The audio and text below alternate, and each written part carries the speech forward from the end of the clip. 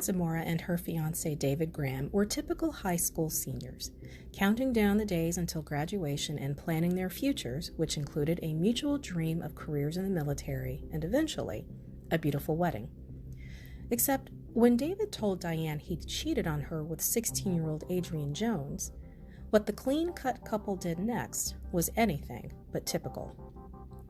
Hello and welcome to The Dark Side of Love. I'm your host, Bianca Sloan, author of suspense novels about the dark side of love. And this week I'm putting a spotlight on the case I'm calling Most Likely to Murder. 17-year-old Diane Zamora and her fiancé David Graham, also 17, were the kind of squeaky clean, upstanding teenagers that gave teenagers a good name. Petite, dark-haired Diane was an honor roll student at Crowley High School in Crowley, Texas, near Fort Worth. The oldest of 4 kids from a devoutly religious family, Diane was a member of the Student Council, the Key Club, the National Honor Society, and the Masters of the Universe, a science organization. She also played flute in the marching band and ran on her high school's cross-country team. Diane, the daughter of an electrician father and nurse mother, was known for keeping to herself, her nose usually buried in a book.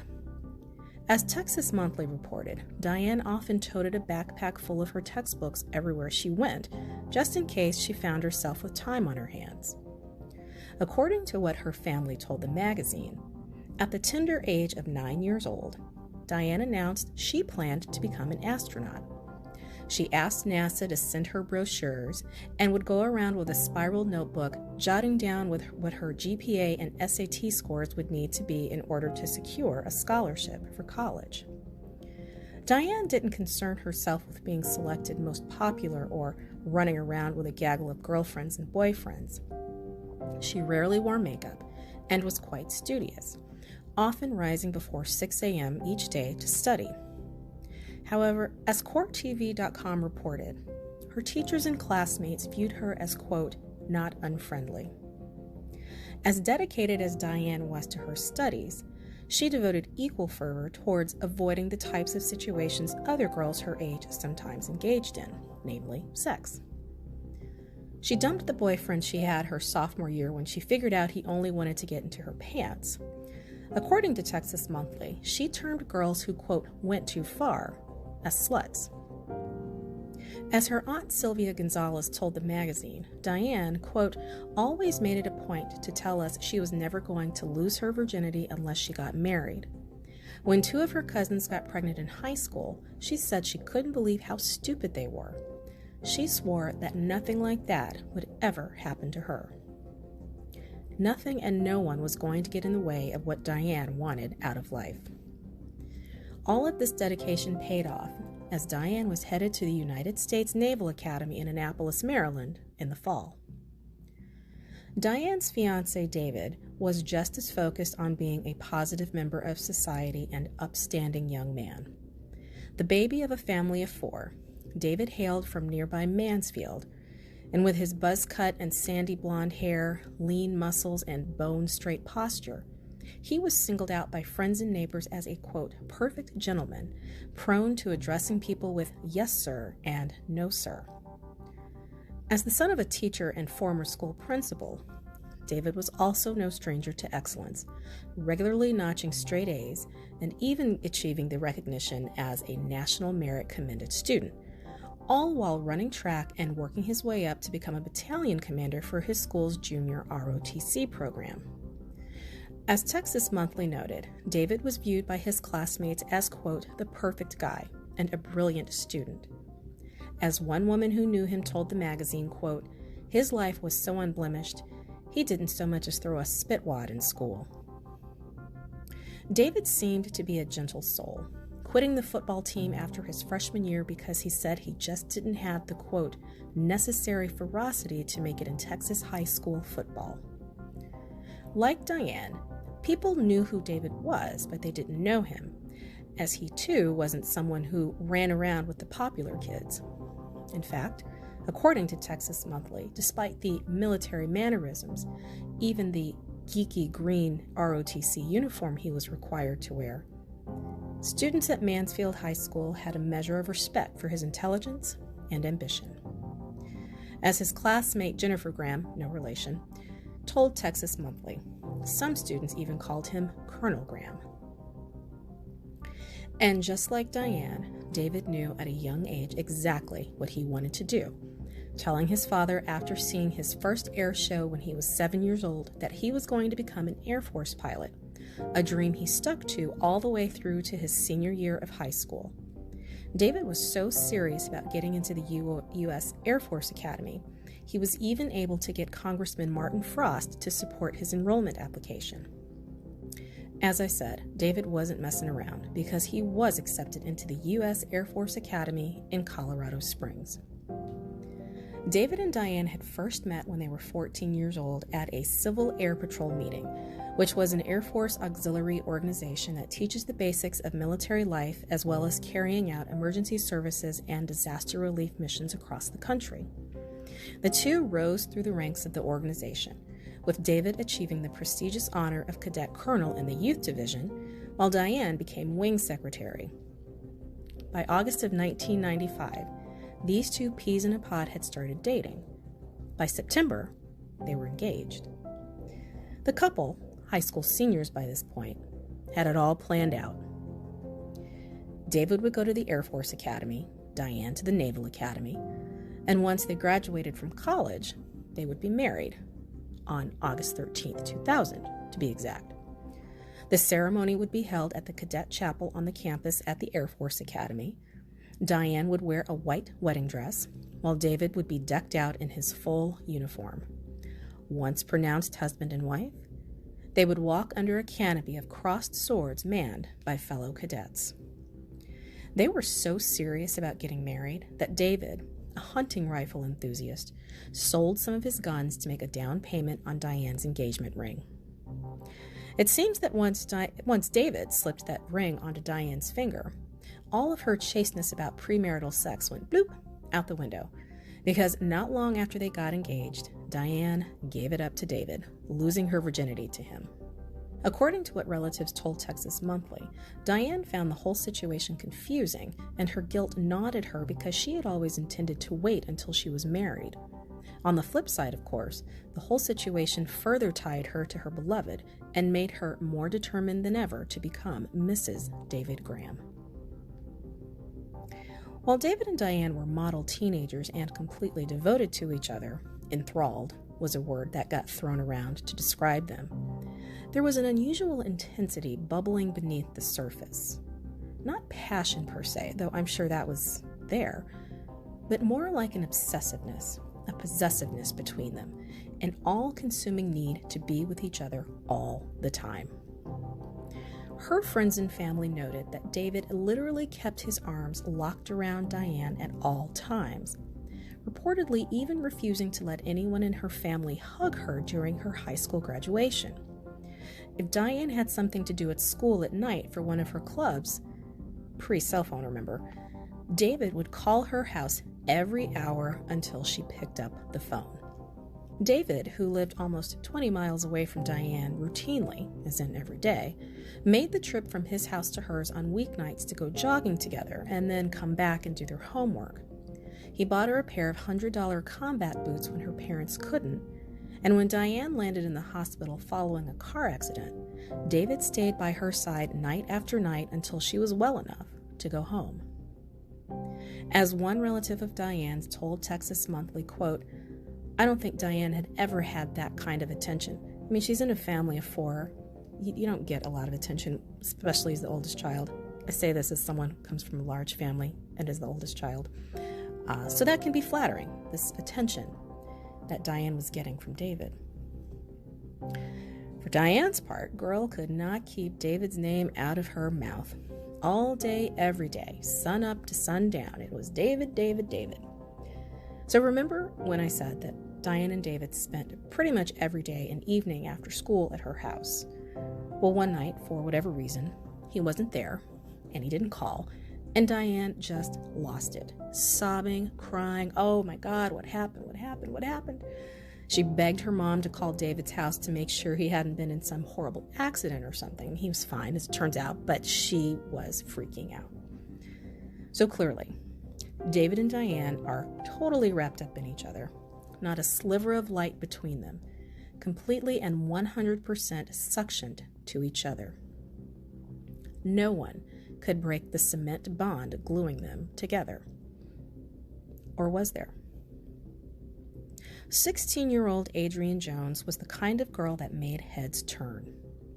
Described by Texas Monthly as a clear-complexioned, sun-kissed blonde, this bouncy, bubbly high school sophomore at Mansfield High, who friends said would say hello to you even if you didn't know her, quote, thrived on attention, especially when it came from the teenage boys around town. Her friend Tracy Bumpus told the magazine Adrian was, quote, a big flirt, and her mom Linda said her daughter felt that spending 2 hours putting on makeup was well worth the effort because, as Adrian was fond of saying, Mom, you never know who you might meet. And apparently a lot of boys wanted to meet Adrian, sucking through their gas by cruising past her house hoping for a glimpse or even a hello. Now, Adrian's dad had anticipated this because he'd nailed her bedroom window shut to keep her from sneaking out, or anyone else from sneaking in. Adrian's dad kept her on a pretty tight leash, mandating a 9 p.m. curfew on weekends and making her cough up ticket stubs if she said she was at the movies or Six Flags Over Texas, which is an amusement park, as proof that she wasn't sneaking around with boys. Despite this tight thumb she was under, Adrian wasn't known as a wild child, and in fact, took honors classes, worked at Golden Fried Chicken 20 hours a week, and played on the soccer team. However, a knee injury while playing soccer led her to seek out a spot on the girls' cross-country team for Mansfield High, which is how she met David Graham. David, who was on the cross-country team for the boys, and Adrian traveled to Lubbock, Texas for a regional track meet on a school van during the first weekend in November. This is just a few months after his September engagement to Diane. No one is entirely sure if David and Adrian interacted with each other at all during this trip. Did they sit next to each other on the van? Were they hanging out talking in between meets or events? Nobody knew. She didn't even have David's phone number in her address book. One thing Adrian's friends told Texas Monthly is that she was a girl's girl and that she would have never messed around with somebody else's boyfriend, never mind a fiancé. However, according to David, he and Adrian did mess around. He said that after the meet was over and everyone got back to Mansfield, Adrian asked him for a ride home. However, according to David, they took a detour that landed them behind a local elementary school for a quickie. About a month later, an anguished David confessed his infidelity to his fiancée, who was, of course, livid, level 10 hurricane, hysterical screaming, attacking him physically, feeling completely betrayed by her pure, perfect love. Diane even says she rammed her head into the floor in an attempt to split it open because she couldn't bear to hear what he was saying. As David himself said, for at least an hour, she screamed sobs that I wouldn't have thought possible.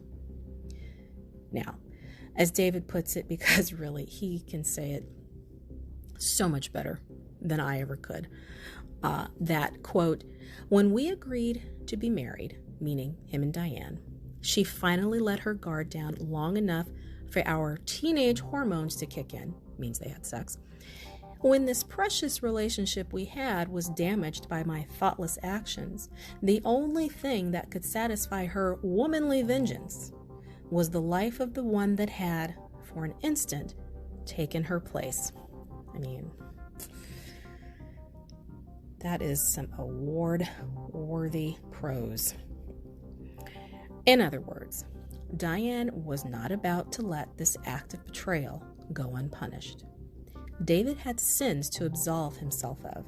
He had to repent for the treachery he'd rained down upon Diane's head, for decimating their pure, perfect love. And the only way to restore the sanctity of their pristine romance was to get rid of Adrian. Or more precisely, quote, kill her. Kill her. And so, to talk Diane off the ledge, to stop the lambs from screaming, David promised to do just that.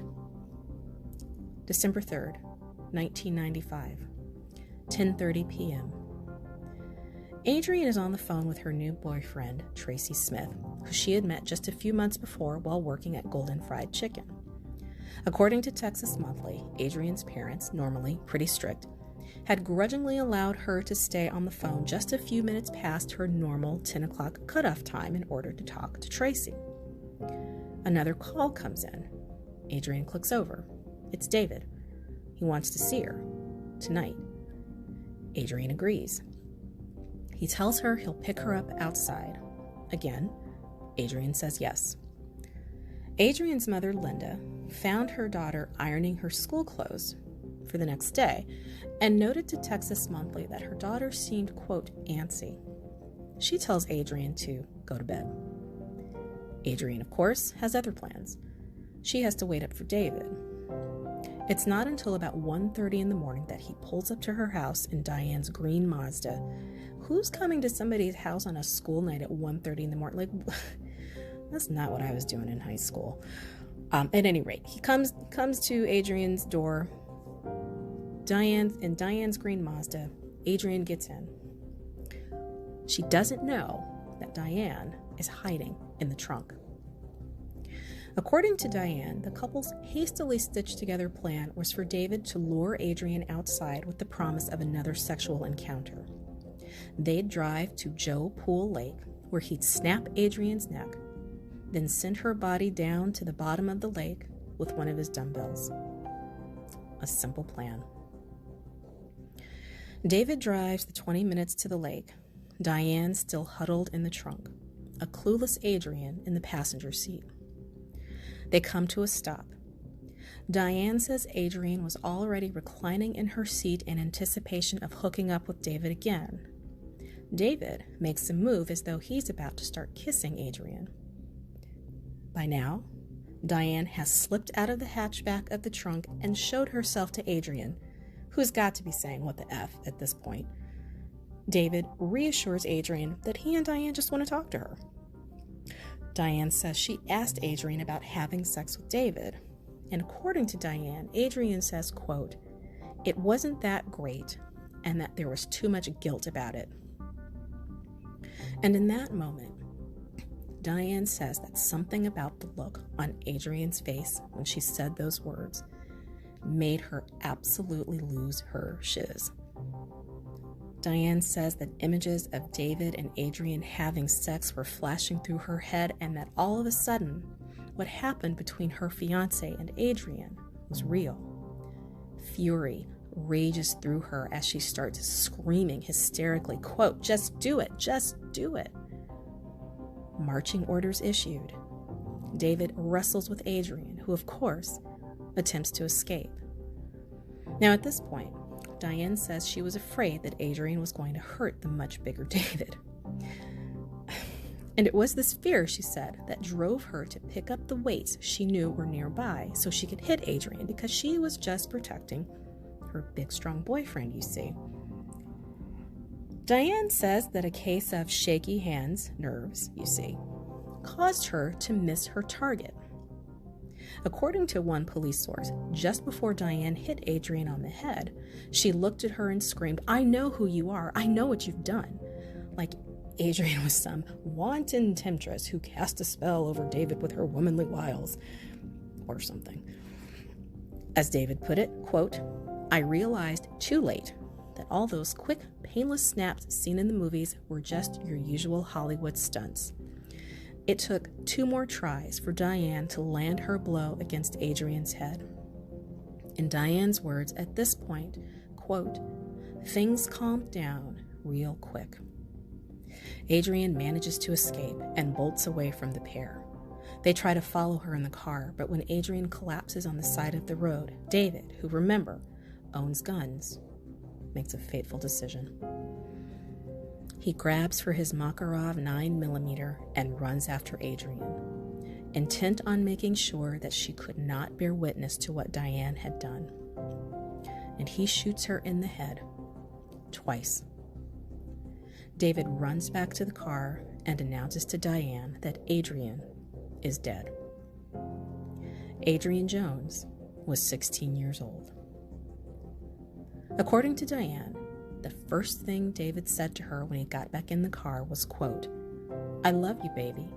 Do you believe me now?" And Diane's response? "Yes, I believe you. I love you too." The bloodied, shell-shocked teens drove to their friend John Green's house, tapping on the window to wake him up, begging to be let in. David pleading with John to not ask any questions. John did as he was told, and he also didn't report this incident to police. Diane cleaned the blood from David's clothes, and they drove back to her house. She says they were scared, unable to look at each other, that David was pale and eventually vomited in her bathroom. She said he was so freaked out by the blood in the car, he couldn't step into it for months.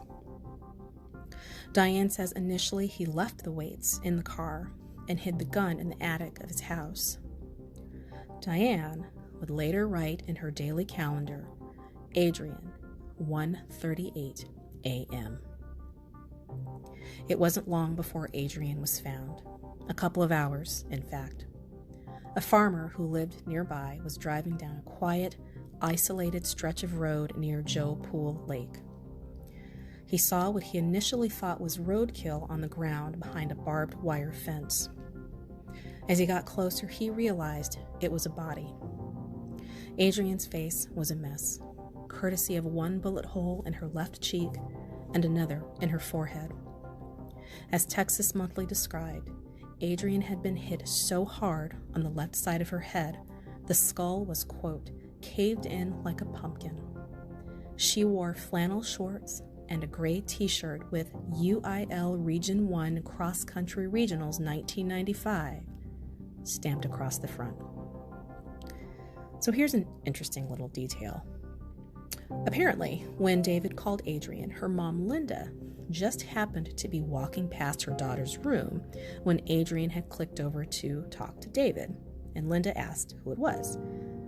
Adrian informed her that it was David from the track team and that he sounded upset. So the next morning, when she couldn't find Adrian, Linda immediately flashed on the name David. As reported in Texas Monthly, Linda called the track coach to ask about this David from the track team because he'd called Adrian the night before.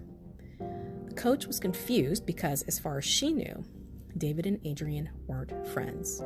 Still, she sent someone to David's math class to ask him about it, and David just stared, seemingly baffled, and asked, "Did I talk to Adrian? No. Why would I?" When police started to investigate Adrian's murder, they did interview David, not because they suspected him, but more like they were checking a box because they were both on the cross-country team. His name wasn't in her address book, nobody said they were friends, and as her friend Tracy Bumpus had told Texas Monthly, that she, as the keeper of all of Adrian's, quote, deepest, darkest secrets, Adrian would have mentioned David's name, but that it never, ever came up. In fact, David was so far off the radar, cops didn't even give him a polygraph test. And David and Diane just moved on.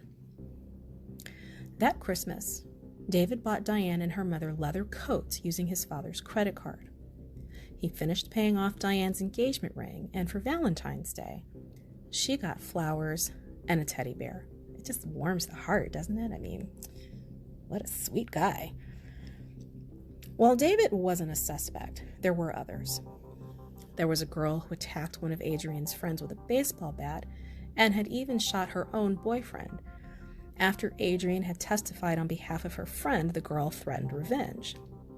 Then there was new boyfriend Tracy Smith, who passed a polygraph. There was a guy named Brian who had developed an unrequited, slightly obsessive crush on Adrian. He was even arrested, this guy, Brian, even though he had an alibi, but eventually he, too, also passed a polygraph.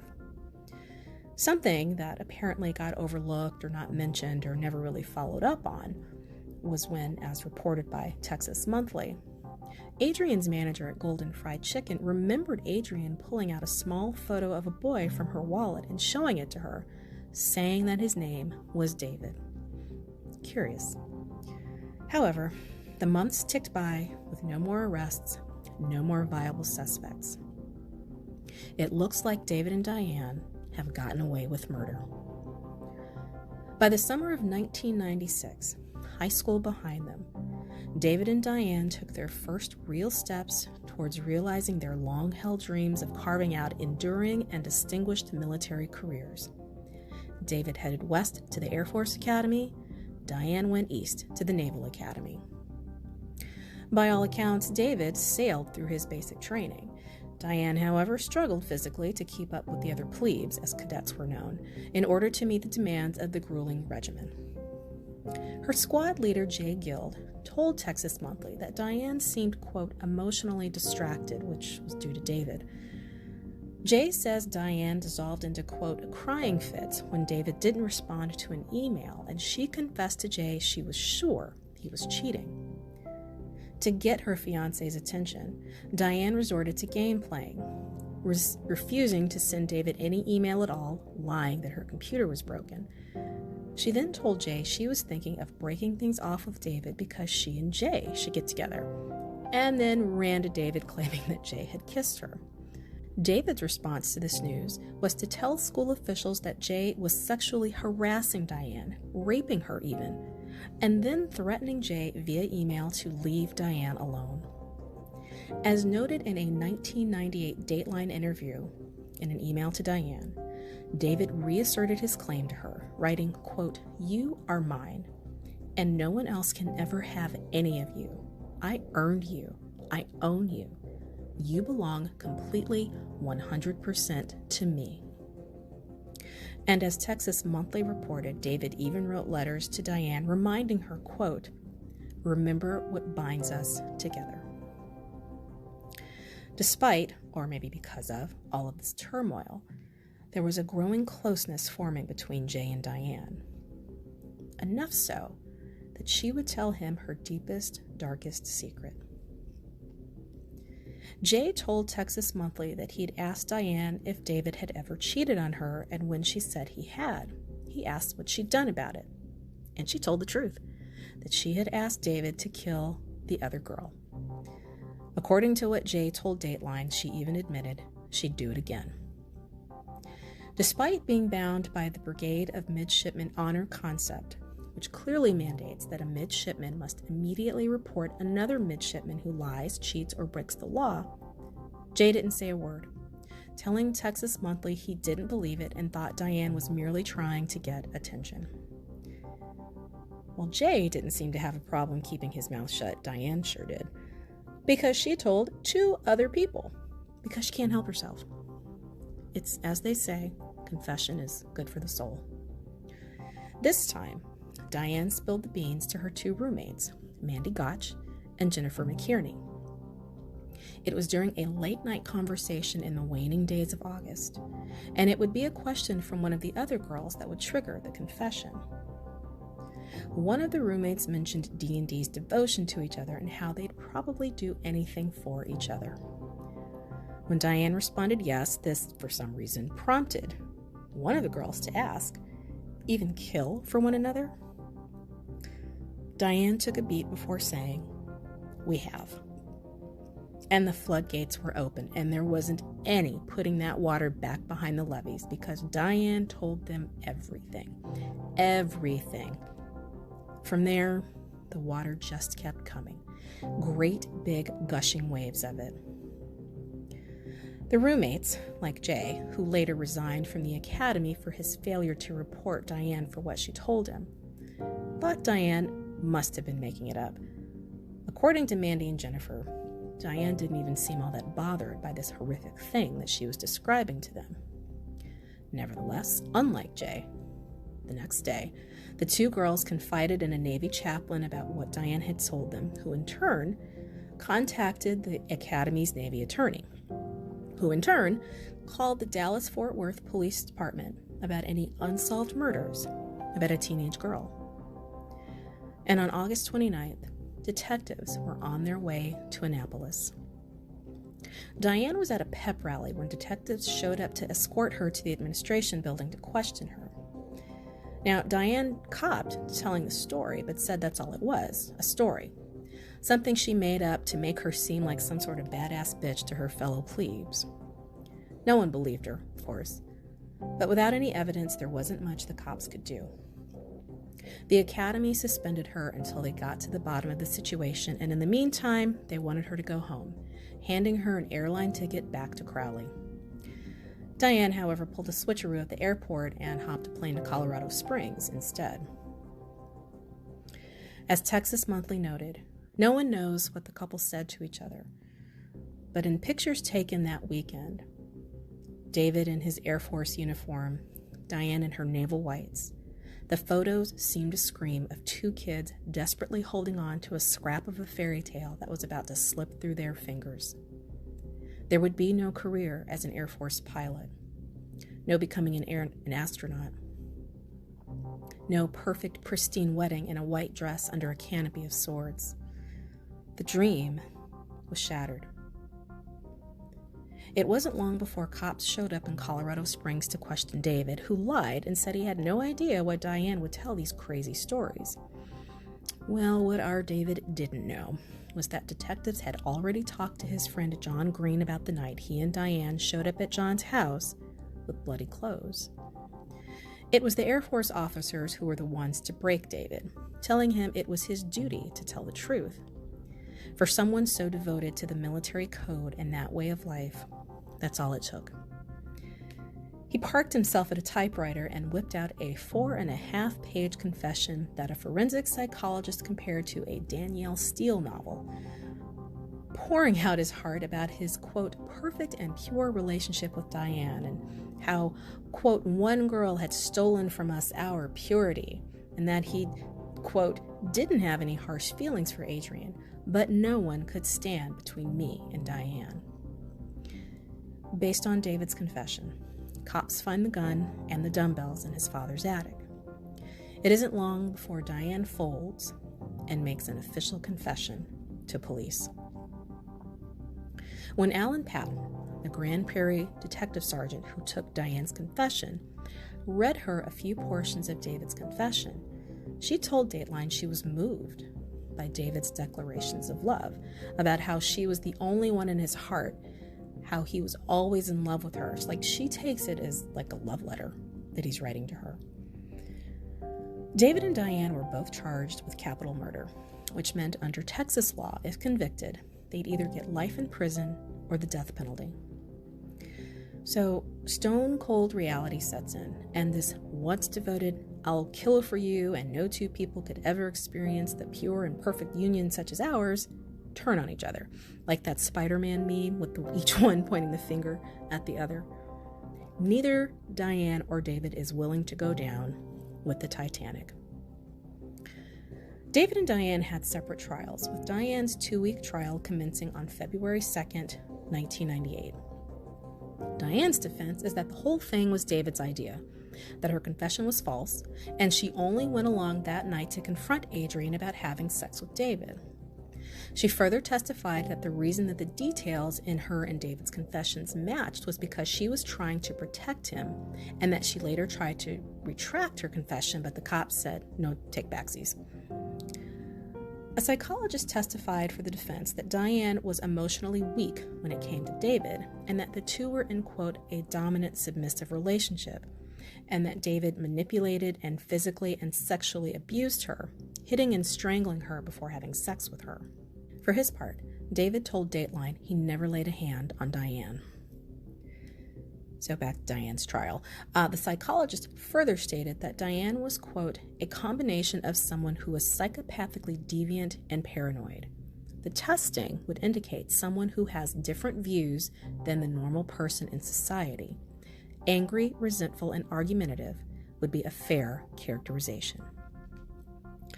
The psychologist also read excerpts of David's letters to Diane from prison, with missives such as, "You are mine, so don't let anyone else near you, because you are supposed to follow my rules as I follow yours." These rules included dictates for what Diane should do if a male or female prisoner were to hug or kiss her. "Deck them," was his command. David's letters further demanded that Diane ignore the advice of her lawyer, writing, quote, "My lawyer costs more than OJ's. If I can ignore mine, you can ignore yours. If we both have to spend 10 years in prison, that would be better than you going free and me having to spend 40 years. Well, it was a valiant effort, this attempt at portraying Diane as a helpless victim of the abusive and controlling David, but the jury didn't buy it. On February 17, 1998, Diane Zamora was convicted of capital murder for the brutal slaying of Adrian Jones. She was given a mandatory sentence of life in prison, with 2038 being her first chance of being eligible for parole at the age of 60. David, meanwhile, went on trial starting July 15, 1998. Now, his defense says it was all Diane, that she was the one who killed Adrian, and that David wasn't even there that night. Now, David took that back a couple years later, but he said that the whole reason that he ever even confessed to the murder was out of some misguided attempt at protecting the love of his life, Diane. Jury in that case didn't buy that either, and he was also found guilty of Adrian's murder on July 24, 1998. Like Diane, because he was convicted of capital murder, he received an automatic life sentence with no possibility of parole until 2038. The passage of time and circumstances dissolved the once seemingly unshakable bond between Diane and David. They haven't talked to each other in decades. They each married other people. Diane got divorced in 2008. I'm not sure about David. David later earned a bachelor's degree in criminology, and in 2010 started a prison blog to offer insight into the correctional system. As of 2022, the blog appears to be defunct. Both David and Diane recanted their confessions at different times over the years. Diane told Dateline in 2007 that the only thing she's guilty of is witnessing the murder and helping David to cover it up. David later took his recantation back, claiming that his attorney pressured him to lie that he'd never even had sex with Adrian. Now, David has gone back and forth on this point over the years, saying, yes, we did, no, we didn't. But for folks who knew the players involved, and even those who didn't, they questioned the how and why of what David and Diane did. As Texas Monthly asked, how could David and Diane convince themselves that only death could eliminate the one blot on their perfect teenage love affair? How could they imagine that sexual betrayal was a far worse crime than murder? The popular narrative was that David portrayed himself to Diane as the innocent soul, tempted by the seductress Adrian into a tawdry liaison. Alan Patton, who took Diane's confession, falls on the side of David making the whole thing up to piss off Diane, make her jealous. Adrian's friends swore she never had any type of relationship with David, while her manager claimed Adrian showed her the picture of David that she carried around in her wallet. The truth is, we will probably never know what really happened between David and Adrian prior to the night of December 3rd, 1995. What we do know is that Diane Zamora, David Graham, and Adrian Jones all went out to Joe Pool Lake that night, and one of them never got to go home. And that's all we really need to know. Thank you so much for joining me for another episode of The Dark Side of Love. I'm your host, Bianca Sloan, and show your love for The Dark Side of Love by visiting thedarksideoflove.com for show notes and transcripts. And while you're there, you can find a link to my Patreon page where you can access bonus episodes and other fun stuff. Learn more about my suspense novels about the dark side of love by visiting biancasloan.com. Thanks for hanging out with me, and join me next time for another tale of love gone wrong. I'll see you on the dark side.